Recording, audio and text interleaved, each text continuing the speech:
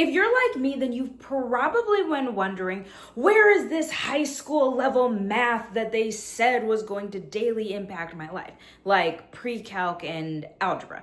That's not something I usually find helpful on a daily basis. But you know what I have found to be consistently beneficial in my daily classroom? It's actually Erik Erikson. Now, if you remember from Psychology 101, that Erik Erikson was a psychologist who developed the 8 stages of human development. And interestingly enough, no matter what grade I teach, first grade, fifth grade, third grade, fourth grade, Montessori, that Erik Erikson has continuously popped up in my classroom. Let me show you how. Erik Erikson proposed that as a person grows and develops, that their personality and their psychology are shaped by these 8 stages that all humans go through. He proposed that these 8 stages include trust versus mistrust, autonomy versus shame or doubt, initiative versus guilt, industry versus inferiority, identity versus confusion, intimacy versus isolation, generativity versus stagnation, integrity versus despair. As people go through those stages, what is developed internally is their understanding and belief about hope, will, purpose, competency, fidelity, love, care, and wisdom. Now, when you think back to those 8 stages and you think about your classroom, and specifically you think about your students, then maybe you have noticed that there might be times where a child seems really, really stuck. It might be that one of their stages of early development was broken or was skipped altogether. Hi, my name is Natalie. I was an elementary teacher for 12 years with my master's degree in professional counseling, and I love being able to observe and understand the children that are in my classroom. And it was early on in my teaching career that I started to notice that all of my students in this little itty bitty 4th grade classroom, which is unbelievable, that there were times when it felt like some of my kids were stuck in a previous younger developmental stage. So I had one of our school counselors come in and just observe my class. I just said, tell me what you see. Tell me what are the things that I can change. What can I be doing? And she came in and she goes, is there a specific child that you want me to observe? Pretty typical of an observation. And I said, sure, choose this kid. She sat there. She sat like pretty near to the child. And then as I was doing the lesson, I noticed that she kept pulling her chair back and back and back until she was observing my entire classroom from a bird's eye view. And I talked to her at the end and I was like, oh, what do you think? What went on? She goes, wow, you have 4th graders who in a lot of different ways are acting like preschoolers. And I was like, what are you talking about? She goes, you have preschoolers in a 4th grade body. She goes, did you notice how many of your students were standing and twirling and spinning? I was like, yeah, but that's kind of on a daily basis. And they're not disrupting the lesson and they're not interrupting. She goes, true. But their sensory needs are very, very high.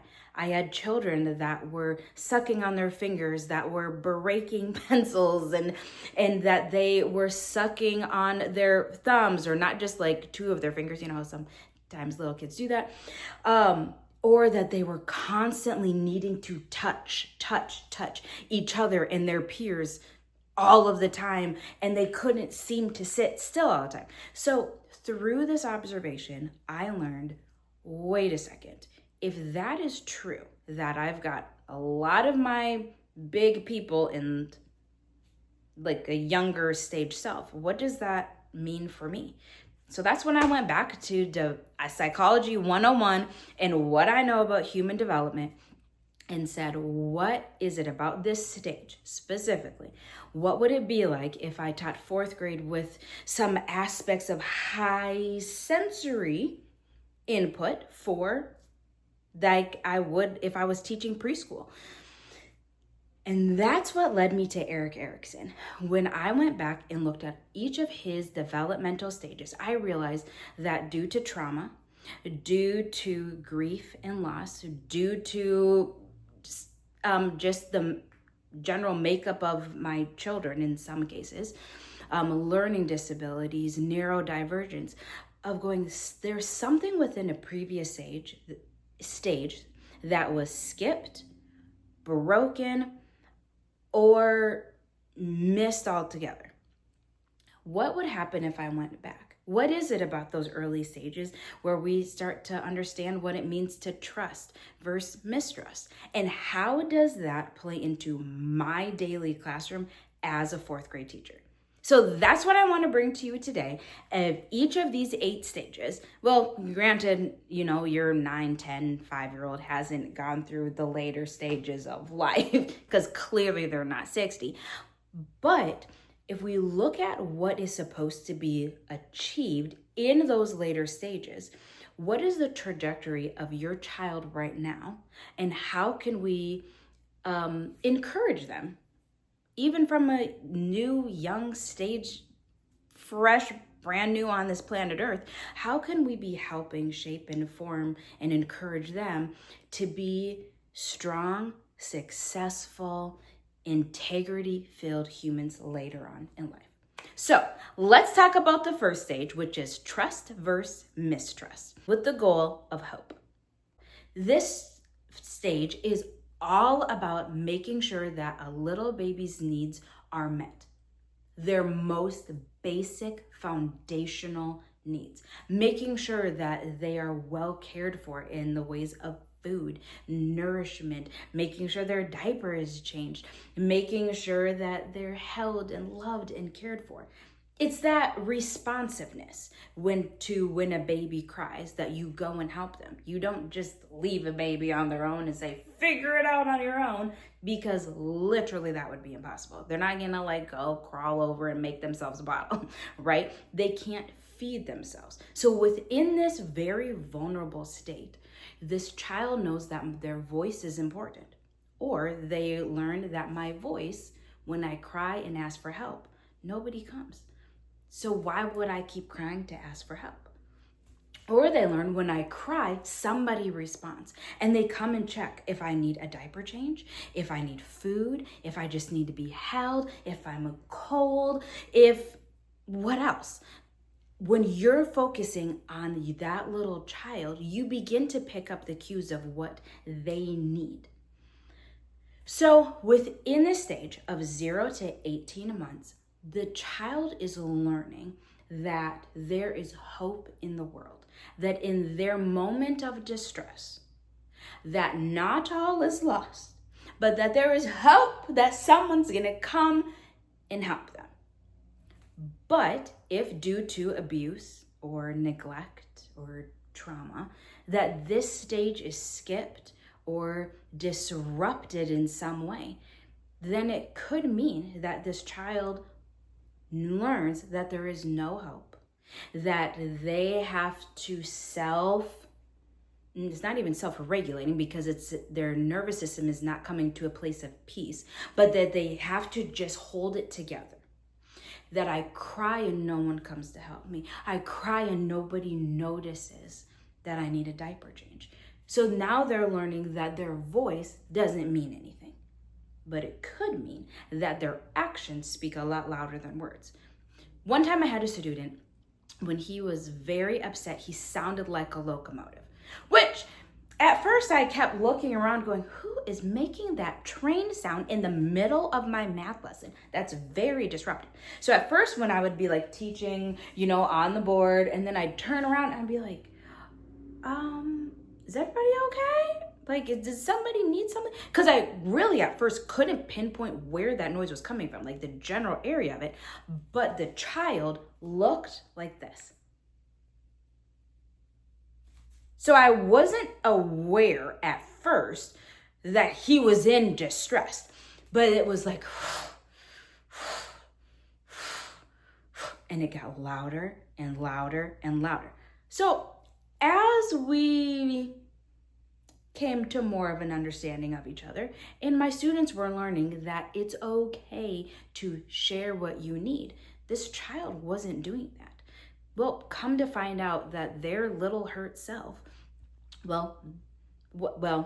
themselves, the child was hurt at a very young age, learning that within this stage of 0 to 18 months, that their words weren't valued or important. So this little, I keep saying little kid, but it was a 4th grader that was stuck with a little hurt self inside. So what happened? He told me exactly what he needed through his behavior. He sounded like a locomotive. He would have really big flailing movements with his arms. He would go and roll around on the floor, or he would go and just sit somewhere far away in a little huddle with his knees up. Okay, well, crying, flailing arms, sounding like a in distress, and in a seated fetal position, sounds a lot like a 15-month-old child, an 18-month-old child. It sounds like a baby. So that helped me know that there's something with this child where I need to go in and help this little hurt self. So that means within my classroom, I'm doing things a little bit differently. I'm thinking cognitively about what it would be like to talk to an 18-month-old child. So guess what I started to do? Volunteer in the infant nursery. I was like, help me make sense of all of this. Well, what I was learning from these little 18-month-olds is that I could talk to them. Mom's gonna come back. Would you like a snack? Hey, we're gonna play. Then we're gonna go on a walk. We would go like on this walk around the church. We would go on a walk, and then mom would come. No, is the 18-month-old is clearly able to respond to me? No, but they're able to cognitively more understand of there's patterns and stability in life within these routines. So I brought that back to my 4th grade classroom where I was able to say, I know that this is a big deal. And I want you to know that we're going to do these 3 things. And within those 3 things that are going to happen, if you need help or you're upset, here are 2 things that you can do. You can come and talk to me, or you can take a break in this area, and then I'll come find you, help you, like when I have more of availability, when everyone is working independently. What we cannot do is go hurt anybody when we're upset. We are not eloping from the classroom. That's not an option. But you can do these 2 options. And so the child would test it at first to see, is she like for real about this? And I was. I also learned the importance of explaining things 10 steps ahead. Is that necessary for an infant? No, but they're a 4th grader, so they understand a little bit more. So I was able to say, hey, here's the predictability. This is the schedule for tomorrow. Let me put up the schedule for tomorrow. And if I don't put it up, I'm going to have another student put up the schedule so we are all aware of what's happening tomorrow. And if that's too busy, then I make sure to sit everybody down for the last 3 to 5 minutes of the day to walk through what is going to happen tomorrow so that we can anticipate that things are not a huge surprise. I also made sure to always tell them if I was not going to be at school. Hey, tomorrow you have a sub. Here is the plan for when you are with a sub. We're laying that foundation of stability and trust, and me being able to say, your needs are going to be taken care of because I'm anticipating your needs.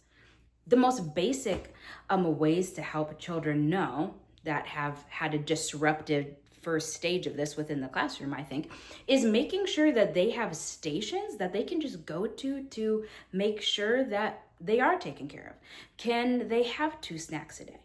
That might be a possibility. I've had several classes where we could have 2 snacks a day, and then a few other times where it's like that's not possible due to when lunches and when the end of the day routine and specialist classes are, that wasn't like quite possible. But can they have 1 or 2 snacks a day? At least one, obviously. What can they get water whenever they need to? Do they know where all of the Band-Aids are in your room? Do you have stations for self-care, as in like lotion, hand sanitizer, like bug bite itch cream? What's the other thing that we did? Not like hairbrushes, because I'm very terrified of lice, so I would never do that. But can they go and feel like they have autonomy to be able to go to the bathroom when they need to? So we set up these systems to say, I'm here, I'm present, I'm responding to you. I'm also anticipating your needs, and you're going to see that I am here, and I'm gonna make sure that you have everything that you need to be successful. Stage number 2 is all about autonomy versus shame and doubt, which leads to the goal of their will. This stage is from 18 months to 3 years old. And this is really one of my favorite stages, because this is the stage of why. Why do we need to put on our shoes? Why are we having dinner right now? Why is the sky blue? Why is the grass green? Why are you my mom? Why do I have to call you Dad and not George? What is happening here? This is the stage of exploration. And like all great explorers in this stage and throughout all of history, your young explorers are learning how to test the boundaries, to understand why is the world the way it is, and to ask, does it need to be this way? What is happening in the world? And figuring out where and how safely to push the boundaries. Now, it's a fun stage. It's a stage of discovery. It's also exhausting too. Unbelievably exhausting. If you're like, oh, like a month ago, you just did the thing. And now we have to understand why some shoes have Velcro versus tie. Like, I don't know. In this stage, what happens when it's skipped or disrupted? Those are times when a child, you start hearing them say, let me back that up, hear them say what they believe about themselves. They might, in this stage of exploration and figuring things out, maybe they're learning to pour milk for the first time and they spill. So they spill and they move on. Or is there a sense of shame and guilt that's connected with spilling milk everywhere? So that all of a sudden they start to say, I'm dumb, I'm stupid, I never get things right. I can't believe I did that. That is so dumb. Ugh, I don't know anything. I'm a failure. Now, is a 2-year-old going to say that? Is a 3-year-old going to say that? Maybe not. But they might melt down. They might just feel like, I can't do it. And they give up so easily. The same is true as they continue, if not helped and addressed, then that I saw those same behaviors in my 4th grade classroom. They would make a very simple mistake, like not capitalizing the first letter of their name. And all of a sudden, you could just see them absolutely crushed. You could just see their whole sense of going, I can't believe I'm this dumb. And no one else is making this mistakes. It's not even worth trying the whole rest of this worksheet that I know how to do, because if I got this wrong, then everything else must be a disaster. It's all my fault. It could also be from very larger scaled belief systems about themselves and where they are learning that from. Is there a sense of what they say that they've heard from someone else that should be a trusted person in their life? Or is it from a peer? Is it from a sibling? Is it from just this constant chronic feeling that nothing is going okay all the time?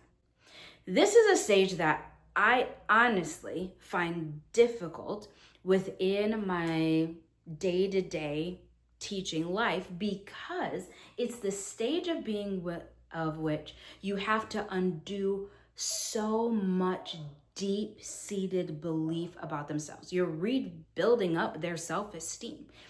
So one of the ways that I love at the beginning of the year to show my kids that we can make mistakes, and that I believe in them, and that I believe in their ability to have autonomy and learn what their body needs at any stage, is actually to make a pretty big mistake and make it very obvious so everybody catches it. So it's in math class. Usually it's in math. And I will say, we're doing, addition. And I will say 3 + 4 is 9. And inevitably someone goes, no, that's not right. And I'm like, whoa, wow. I am so thankful that nobody laughed at me when I made that mistake. This is an amazing group of people. And I really believe that we are going to be such a respected and kind group of people here because you didn't laugh at me. I'm an adult. I should have known that 3 + 4 is 7. And yet you were so respectful and you didn't laugh. I mean, that's pretty amazing. Thank you so much. 5 extra minutes at recess. Have a summary word real quick. Well, what does that do for a lot of people? Well, that my key players, like my, hardest people, they're now going, oh, wait a second, she just rewarded good behavior. Of course I did, because everybody rewards good behavior. Everybody. So yes, thank you. But that also helps my struggling students know, oh, I can make a mistake. I wonder what happens if I make a mistake. So then other people start making mistakes, and I say the same thing. What a respectful group of people. She's thinking, and you guys are so quiet and allowing her to think about it. That's amazing. What a crazy, respectful, kind group of people. We all need to think sometimes, don't we? We all do. So-and-so, do you want to phone a friend? Or do you want to just take a moment? Okay. One time I had a child that literally sat there for maybe 3 minutes, and we all just were like, okay, I guess this is what we're doing. And it was right. It was a beautiful answer that she had, but it just took time to get there. When you are having situations where it's a deep-seated guilt and shame, and you want to help that child or that group of kids rebuild their self-esteem, it's nice to model for them mistakes. I guess that didn't happen. Here's what we can do. Here's how we can move on. But it also is important to be able to address it directly as well. Hey, I noticed that yesterday you were making a craft, something real easy. You were making a craft and you were looking at it, and it didn't seem to be going how you wanted it to go, so you put it away and you started over. Do you know how amazing that is, that you are able to look at a problem and say, this isn't exactly what I wanted, I can start over, I've got time to do it. Amazing, flexible thinking. You are incredible. How do we make that work for math, for writing, for reading? And then we just keep building up that self-esteem as much as possible. Building on from the stage of exploration is now the age of discovery. They, as children in this stage, are figuring out initiative versus guilt with the goal of purpose. These 3 to 5-year-olds in this stage are often out to discover new things. Their newfound confidence and walking around, running, jumping, twirling, doing cartwheels and somersaults. As they are growing and developing, they're discovering a lot about the world around them. And in this stage, they are adding what they know to be true about the world or about a certain way that they work or play or talk with others. And they're adding in something a little bit new. They're trying it out. They're discovering what happens if I say no. What happens if I run in the opposite direction? What happens when I try to jump from the couch onto a pillow? They're trying a lot of new things within this stage.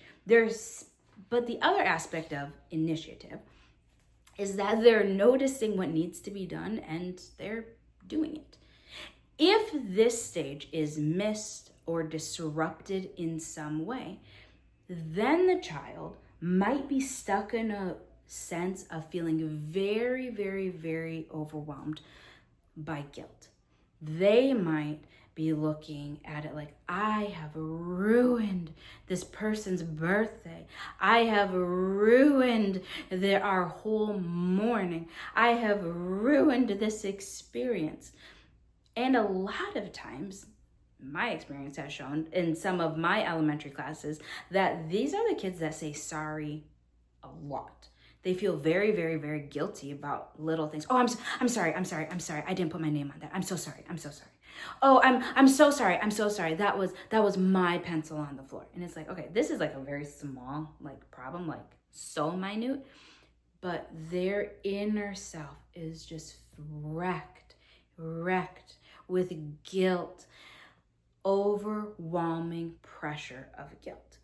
Guilt if they don't perform well. Guilt if they're not responding well. Guilt if they're not including others as well as they could be. Guilt when a friend asks, would you like to do this with me? My sense is that I have to say yes. And if I don't, then I'm just gonna disappoint my friend. So in my elementary classroom, one of the first things that I do when we're talking about partner work or we're talking about independent work is that I give my kids the choice and the ability to say no. To say, hey, it's okay if you don't want to work with this particular person right now. That's totally fine. We all have days and times like that. That is not a big deal at all. You know that you're still really good friends with that person, and all you need to do to say to that person is, hey, right now I want to work independently, but let's catch up at lunch. Let's sit together at lunchtime. Let's sit together at chapel. Let's sit together or hang out at recess. But right now, I just want to work independently alone. That's a lot of pressure for some of my guilt-ridden little babies. But they're learning that their voice is important and that they can set up their own boundaries to be able to say, it's okay. No, I can say what I need in this moment. This next stage is one that most of us are familiar with because it's the age group that most of us teach for the longest period of time. It's the fourth stage, which is ages 7 to 12-year-olds, which is industry versus inferiority with the goal of competence. I don't know about you, but I can think of multiple students who came into a new grade already looking defeated. They had a lack of self-confidence in their ability to try the new, hard, curious, wonderful facts and knowledge that they were going to learn in this new grade.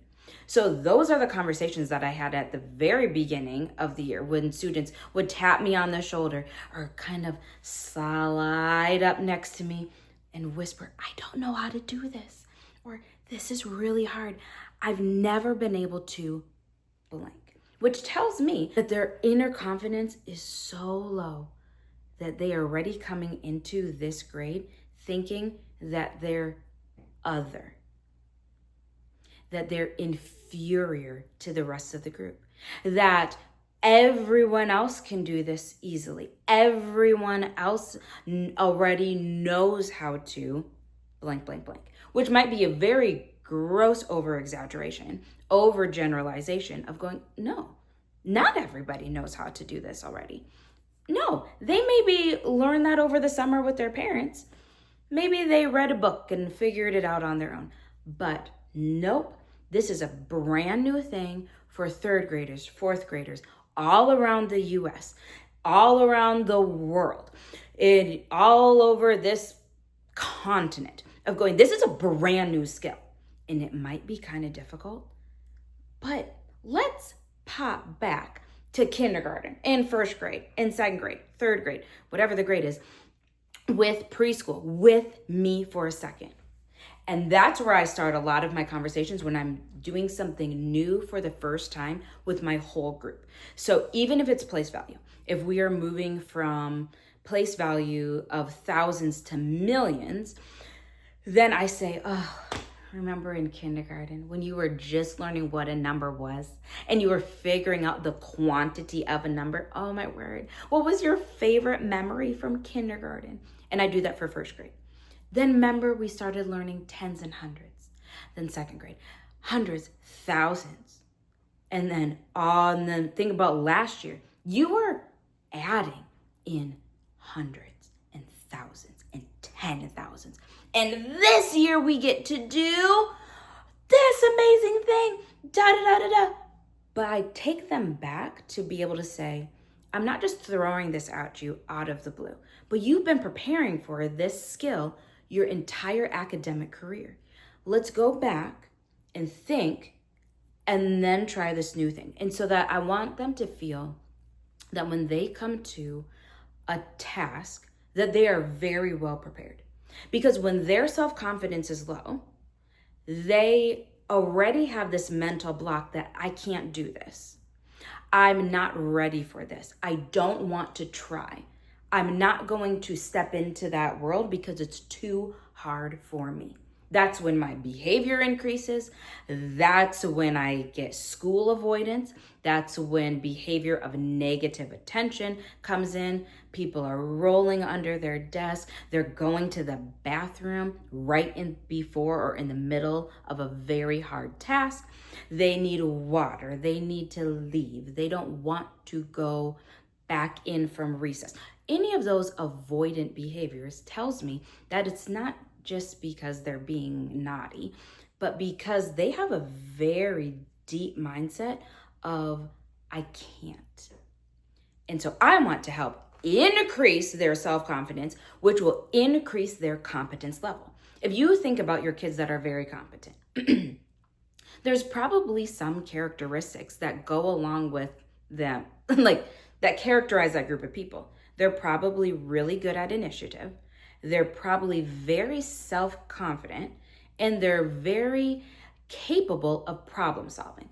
That means that they're able to take old information and apply it to new information. That's what we want for all of our kids. We want for every single one of our kids to have that inner strength to be able to say, I don't need to tap my teacher on the shoulder and ask her 5 million questions of, I don't know what to do. I can't do this. What did you say? I don't remember. I don't want to. It's too hard for me. I'm going to go do something else. Instead of that, they're able to try it on their own and that they're able to fulfill the requirements of solving this problem. That's what this stage is all about. So when you think about our previous stages and how that impacts this particular stage, then you really start to understand, oh, it is important to pause and back up because we want for them to take initiative. We want them to be curious. We want them to have a high sense of self-esteem, and we want them to know that they can trust us and that we love them. So when they make a mistake, as is inevitable, that we say, great, I have the tools to help you along this journey and that you can trust me to meet your most basic needs within this process together. There's a resource that I created that's called Who Am I? All About Me, which is based off of many different lessons and conversations that I had with preteen students wondering, who am I? Where do I come from? Or just the identity of being able to ask the question of, am I the same as everybody else? Is what they are better than who I am? Do I have to change myself to be like all of my other friends instead of being true to who I am? This fifth stage is talking about identity. The goal is identity versus confusion. Fidelity is the goal. And what we start to see in this adolescent stage from 12 to 18 years old is that they're constantly picking up on cues from their peers and from those around them of testing out who they are as a person. Is it okay for them to be bold and brave and strong and have a strong voice and voice their opinions? Or is it going to be shut down and made fun of, mocked, ridiculed, which instead would lead to this confusion of, I can't be who I am. I can't voice what I need. I can't say what I need, or I need to change everything about me. I don't know about you, but for me, the teenage years was not something that I would like to go back to. I mean, I was really strong and really fit. That I would like to go back to. But the identity process of becoming who I am, testing out the waters in different groups. Is it better to be quiet and in the corner? Is it better to be out there and boisterous and engaging and fun with other people? Can I find something that's more in the middle? Can I voice my very strong opinions? Or is it better to just go along with the group? I think we all can think back to how our teenage years impacted our view of self-esteem, our inner confidence, and our ability to relate to those around us. So it might not be that when you're thinking about your elementary classroom, that you're already thinking about their teenage years, apart from the fact that each of these stages builds on top of each other. So in my elementary classroom, didn't matter if they were first graders, fifth graders, or any grade in between, my goal was for them to hold on to a very deep truth about who they are that they could carry with them for a lifetime. I wanted them to know that they were strong and brave and good and helpful, but I also wanted them to know that it was okay to make mistakes. It's okay to ask for help. And how you ask for help, how you go and interact with others is beautiful and amazing. I want for them to see that we're part of a group, but that we're individuals within that group, designed differently. It's not good to be cookie cuttered like all of the time. We would watch these videos about like how to, and one of my favorite ones was how to make Oreos, or how Oreos are made. And if you watch this conveyor belt, I mean, they're just pumping out thousands upon thousands every hour of Oreos, all the same. Every single one of them is the same. And so I would tell my kids, that's not what we want. We don't want to be this simple little cookie like everybody else. It's okay that we're all different and unique. And whatever you bring to the table is vastly important. So at the beginning of the year, when I start to get to know my students and pick up on different strengths and weaknesses of theirs, I start to place them in the leadership roles, whatever that means. If they are fantastic at leading a large group, I might put them in charge of leading everybody through various math facts. I might put them in charge of morning meeting. If I notice that a child is very artistic, then I might ask for their advice about how to do my next bulletin board. I might tell other groups of students, hey, Johnny over there is really artistic. I think we all can pick up on that. When you're publishing your writing, you might want to go ask Johnny about what colors or designs would look really good on the cover of your, report. Or when we're making a diorama, have you asked so-and-so yet? They're really good at this. And bringing in all of their gifts and talents already into your classroom and pointing things out. I once had a student who barely spoke in any of her classes, ever. But then I picked up on that she was a really good seamstress. She loved to sew. So I was like, we're going to do it. I don't know how it relates to anything that we are doing in our classroom, but I'm going to make it so that she is the leader and that she has amazing strengths to be able to teach all of us how to sew. So we decided during the winter holiday season that we were going to do some embroidery. Maybe make a little pillow, that we were going to make a little wall hanging piece for your family. Guess who was in charge? She was. Guess who introduced the idea of embroidery? She did. And what I did was that I met with her a few times. What do you need? Oh, you need me to go to the library and get actual books? Oh, you need to find this YouTube video? Great, let's do it together. You've got it. Because what I want is for my elementary students, as they are growing, to hold on to these truths about who they are, as they are going into that stage of being teenagers, to say, it's okay to be true to who I am. I don't need to be a chameleon. I don't need to do everything all the time as one big group of people, but I can be an individual and say, I have dreams, I've got skills, I have unique talents, I've got a strong voice, and I can use it for the good and help of other people. What's your goal for your kids 20, 30, 50 years down the road? My grandpa this past year just turned 101 years old. It's crazy. When I think about life 100 years ago, 101 years ago, think how much change that he has seen.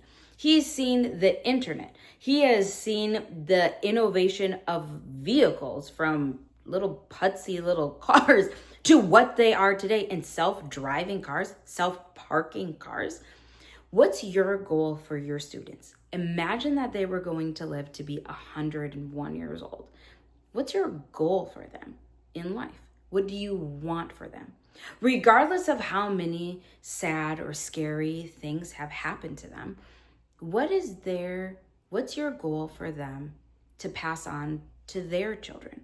What's your goal for them to pass on to their friends, their grandchildren, their great-grandchildren? That's why in these last 3 stages, I want to kind of combine them together. The last 3 stages include early adulthood, 19 to 29 years old, intimacy versus isolation with the goal of love. Middle age, 30 to 64, generativity versus stagnation with the goal of care. Old age, 65 plus, integrity versus despair with the goal of wisdom. Love, care, wisdom. How do they receive love? How do they demonstrate love? How do they receive care? How do they give care? How do they impart their wisdom onto other people? When I think about some of my students who have experienced harm against themselves, I think of how their mindset of what true love is has been so greatly warped, or how their view of what it means to care for others has been so greatly warped because in their most foundational years, their assumption of what love and care is that it can be conditional, that love and care is not always safe, that love and care might hurt, that love and care might be extremely, extremely neglectful. But that's not what love and care is. Love and care is the ability to provide, to support, to encourage, to always make sure that they're providing a safe place and that it never hurts or harms somebody. The majority of my years has been teaching in Christian schools, and so around Valentine's Day, I love to look up 1 Corinthians 13, which is just the most famous, probably, historical passage on love that there is. And we walk through, what is love? It's patient, it's kind, it's encouraging. When we walk through, I say, pause and think. Are the people that are in your life, are they following this list? Or are they saying that sometimes love hurts? Because I don't see that on this list. I never see that love makes you afraid, that makes you keep a secret, that is conditional. If you do this, I will give you this. It's not transactional that way. Instead, it's building this understanding that's built on trust, that's built on consistency and patterns, that I am going to be the same person that's loving and kind no matter where we are or who is watching. And not just with you, but with other people as well. That's what you get to bring and provide for your students already in your classroom. You get to reshape this trajectory for your children. You get to reshape their current worldview and thinking about the world is sometimes blank. Well, there's a lot of hard things that happen in this world, 100%. But within your relationships with other people, it should be about caring and love and being able to share wisdom with others.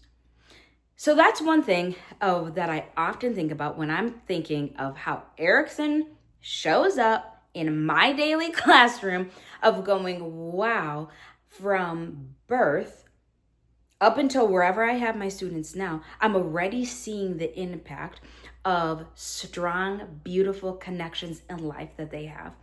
And I'm seeing how disruption has impacted their life today. But I'm also focusing on the future. What are my future goals for my students? How can I, in this year that I have with them, maybe if you loop with them, you have them for like another year or two. How can I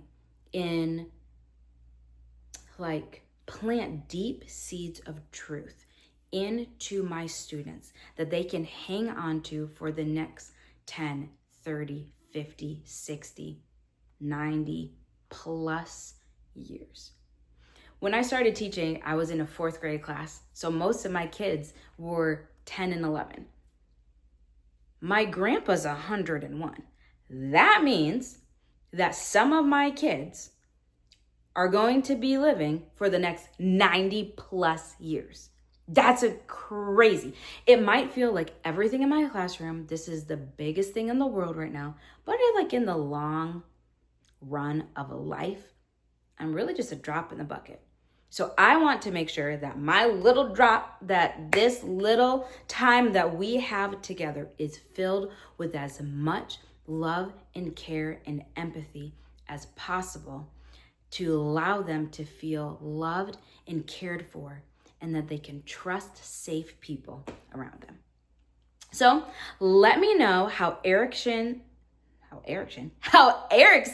shows up in your classroom and what you think about this little mini series by leaving a comment below. Thanks so much for watching, and catch you next time.